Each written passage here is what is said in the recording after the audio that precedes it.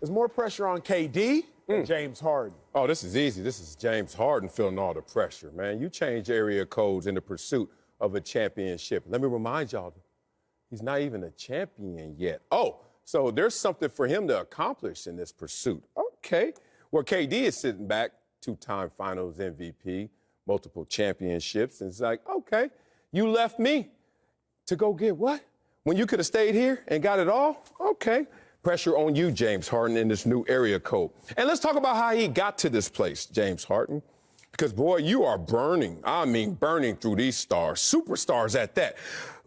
I hate to get into somebody's personal business, you know, your dating history. You know, I don't want to do the Kardashian thing. Do what you want to do. You're a human being. Live your life. But, boy, let's look at this dating history of James Harden in the pursuit of a championship. KD, Russell Westbrook, John Wall, Kyrie Irving, Chris Paul, and now Joel Embiid. Oh, he done left all them. Said, forget y'all, I'm gonna go get me a young, tall one. And Joel Embiid is supposed to feel all the love in this relationship. Hell no. Because if you look at James Harden, you're like, dog, why you keep running from adversity? Why you keep trying to championship chase and not stay still and make a championship come to you?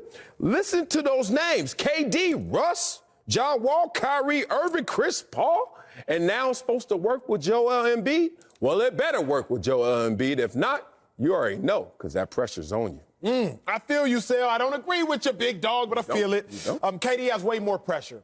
But KD has way more pressure because KD is allegedly way better. And if KD is allegedly way better, then I expect KD to execute at a higher level. Pressure comes down to expectations, ladies and gentlemen. We talk about this all the time. Pressure in life comes down to expectations. If my expectations are high, then my pressure is high. Because I always say, expectations minus reality equals disappointment. So the higher the expectations, dependent upon the reality, is going to tell me exactly how disappointed I am. Kevin Durant. Expectations high, big dog. Kevin Durant, you're supposed to be, what, 11th, 12th best player in NBA history? Let Marcellus Wiley tell it. Kevin Durant, you're supposed to be a top scorer of all time, greater even than that of Michael Jordan, greater than that of Larry Bird, clearly greater than that of Steph Curry. Let Marcellus Wiley tell it. So, Kevin Durant, if you are as great as you are proclaimed to be, not by yourself, but by others, then you for sure got to show up when facing your old teammate who you was clowning on All-Star Weekend when it was time to draft people. So, to whom much is given, much is required. Kevin Durant has been given a lot, not just physically 6'11" and one of the greatest pure scorers, but Kevin Durant has been given a lot of praise. And if we are going to give Kevin Durant a lot of praise, then we better require a lot of Kevin Durant, including outperforming and beating James Harden in their first head-to-head matchup. The real answer is actually Kyrie Irving, but I'm not going to do an Emmy Acho and change the question on you guys. I will answer the question, and it is, as Marcellus said, it's James Harden. Because, look, I don't know what your expectations are for Kevin Durant right now, Acho, but the world looks at it and says he's not playing with a full deck. And that's not him personally. I mean the team collectively, just to be clear. Not throwing any slander KD's way, not yet. But he doesn't have Ben Simmons, and he only has Kyrie Irving part-time.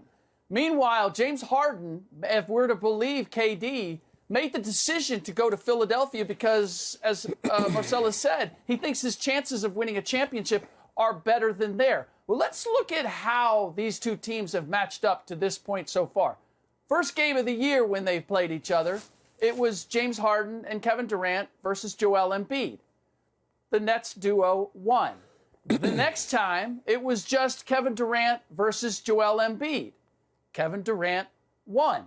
The next time we saw it, it was James Harden and Kevin Durant versus Joel Embiid once again.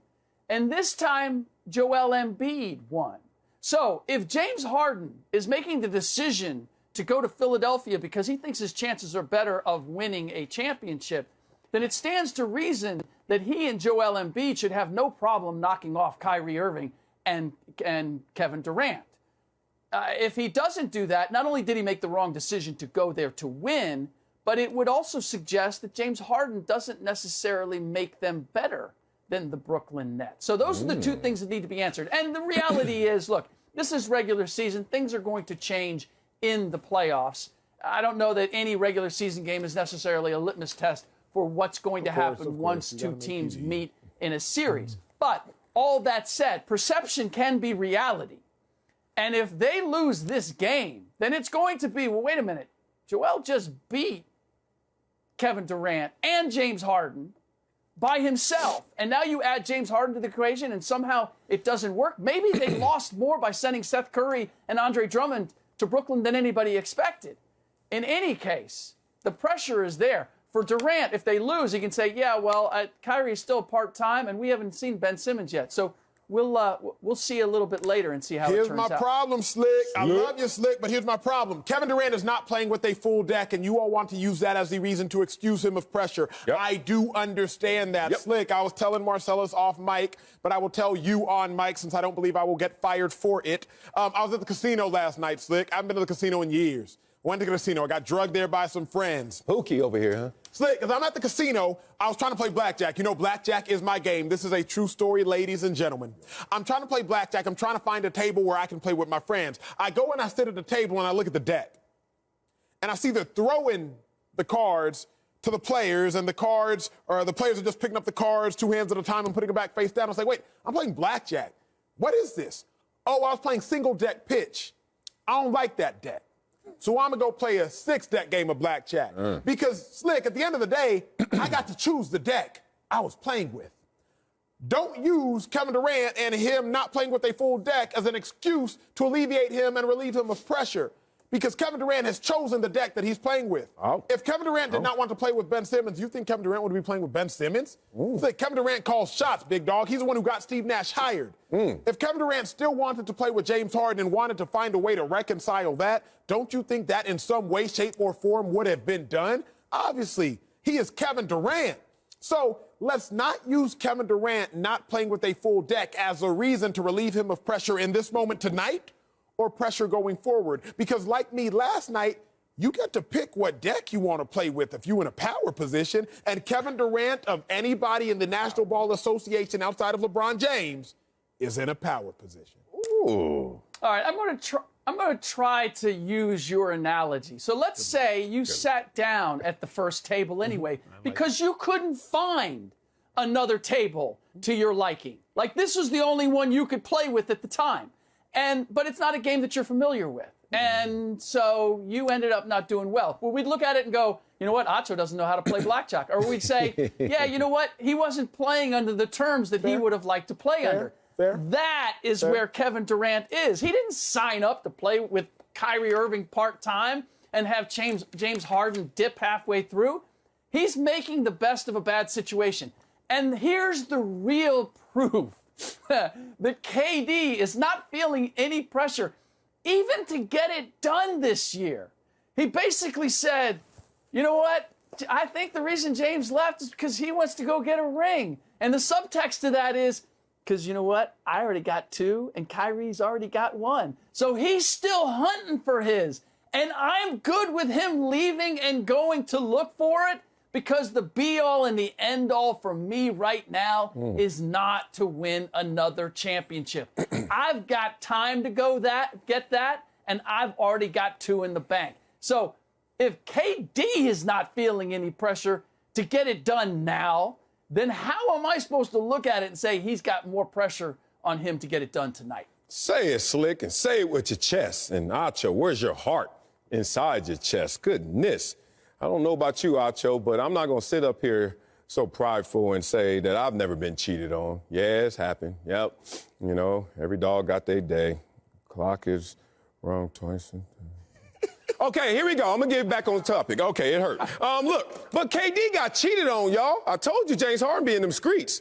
Russell Westbrook, CP3, Chris Paul, John Wall.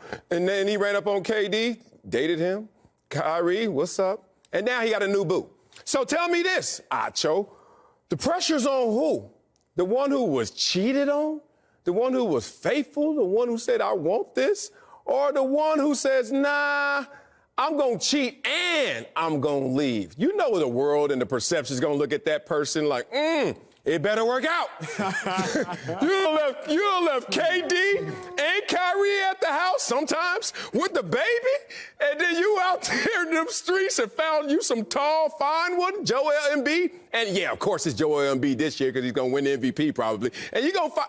I hope it works out, boo-boo. That's what everyone's going to say right now. So the pressure is not on KD. He's still at the crib, double duty, because Kyrie ain't there. Kyrie ain't got no curfew. So the point is, pressure on James Harden, make it work. If not, you know how we going to think.